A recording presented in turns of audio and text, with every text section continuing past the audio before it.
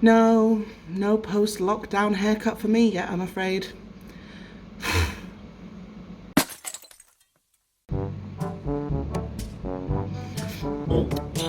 Drinking tequila at the start of baking. That's new. Are we post-lockdown? Is that where we are? I'm not sure, but then I don't think anybody else knows either. What the fuck? I have a strange bruise on my chin that's very distracting for everybody, I'm sure, and you won't be able to look away from it now that I have drawn attention to it, but that's where we are. Hello, it is so nice to see you again. It's time for another baking tutorial. It's backed by popular demand, and when I say that, I mean 2 whole people asked me to do another one. Also, it's my flatmate's birthday soon, and I need to make a cake for him anyway. Is this too close? Is this too intimate? I'm sorry. It's been a while since I've been this close to another human being. It takes a lot of strength to admit that.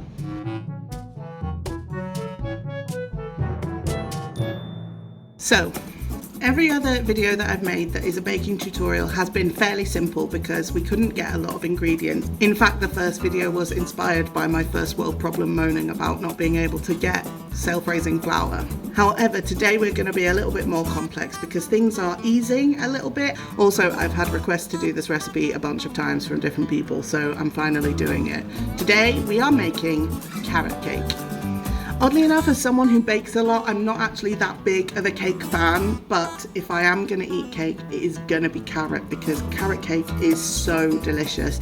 It's moist, it's flavorful, it's spicy, it tastes like autumn, which is my favourite season, and even though it seems a bit complicated, it's actually pretty simple. Well, oil be damned, this recipe doesn't use butter.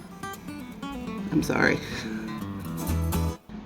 You know, actually I'd just like to take a moment and be real, and I want to make an apology. I need to apologise for that pun. I feel like I've let my family down, I've let my friends down, I've let my colleagues down, and most of all, I let myself down. Oil!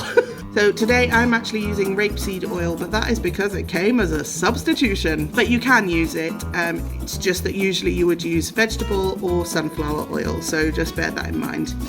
Our trusty and faithful, and so much more widely available self-raising flour. Mwah! Today we are exploring new sugar, and we are using light brown sugar. You can also use light brown muscovado sugar if you're feeling a little fancy. Baking powder, 3 beautiful chucky eggs. Don't drop them, Ruth, keep smiling. Most importantly, 260 grams of grated carrot. Now, I could have filmed some mind-numbing footage of me grating all this carrot, but you don't have time for that. None of us have time for that. We're in the end times. 3 of the most important spices you will ever spice: ground ginger, ground cinnamon, and some nice ground mixed spice. You know, if you add nutmeg to this trio, this is what Starbucks would have you think pumpkin tastes like. Pumpkin is actually kind of gross. 2 additional ingredients that I always add to my carrot cakes: walnuts and sultanas. Now, the most traditional way to ice your carrot cake would be with a really beautiful cream cheese icing. You can do vanilla buttercream if you would like, but cream cheese icing is absolutely the way to go. And for that you will need icing sugar, stork, it's better than butter for cakes, and 200 grams of cream cheese. Now, I've been really cheap here, but you know, Philadelphia is the best. Come on, we all know it, we all know it. Whew. And that is all your ingredients. I'm starting to wish I'd picked a simpler cake. As always, you're going to need some kind of mixer. Handheld beater is fine. I'm going to use my standing whisk because I'm feeling lazy. It's Friday afternoon. And you will need 2 8-inch cake pans. Ooh. Don't forget to line your cake pans, either using cake liners or just some greaseproof paper cut out is also fine. Now it's baking time. Step number 1, preheat your oven to 180 degrees. First, you're going to measure out 230 grams of self-raising flour. Next, add 1 teaspoon of baking powder. Now most recipes will tell you to add like half a teaspoon of these spices, but as you can see, I don't stick to those rules. I normally do 2 teaspoons of ground ginger, 2 teaspoons of ground cinnamon, and 1 teaspoon of mixed spice.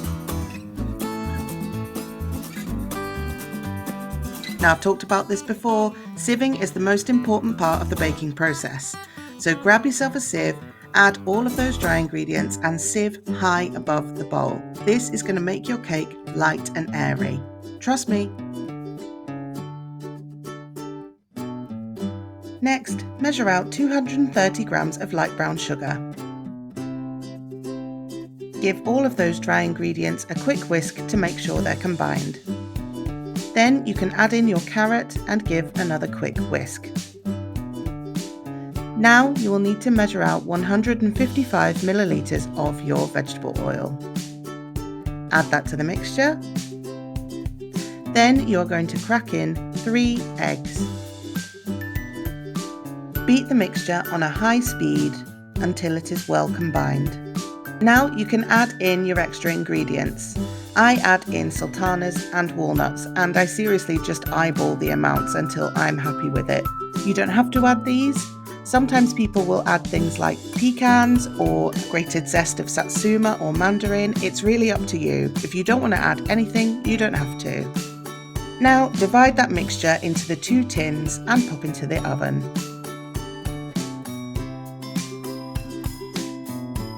So my cakes are out of the oven. I let them sit in tins for about 5 minutes before transferring them to a nice wire cooling rack. I'm not sure how to feel about this placement. Anyway, now that the cakes are cooling, this is the perfect time to make your cream cheese icing. First, you will need 50 grams of softened butter or margarine. Add to that 200 grams of full fat cream cheese and whisk together.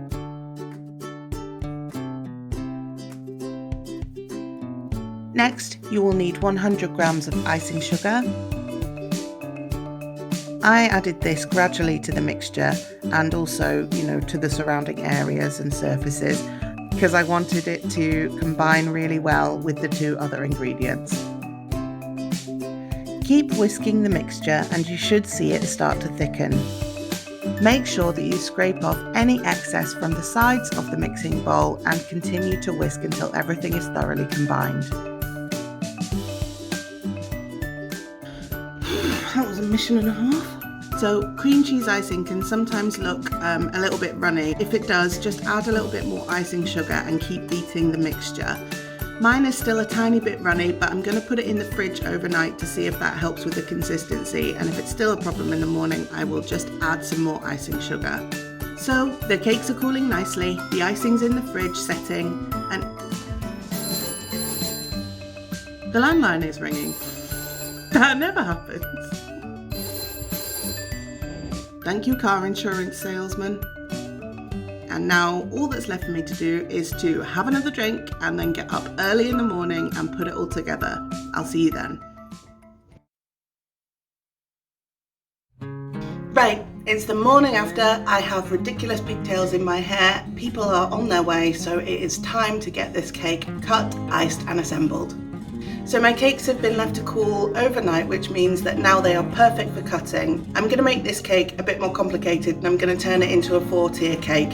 You don't have to do that, you can just sandwich the 2 together and get on with your day, but I thought I'd make things a bit more complicated for myself. Take your first cake and cut it into 2 layers. If you don't have a cake slicer, a normal kitchen knife will work just as well.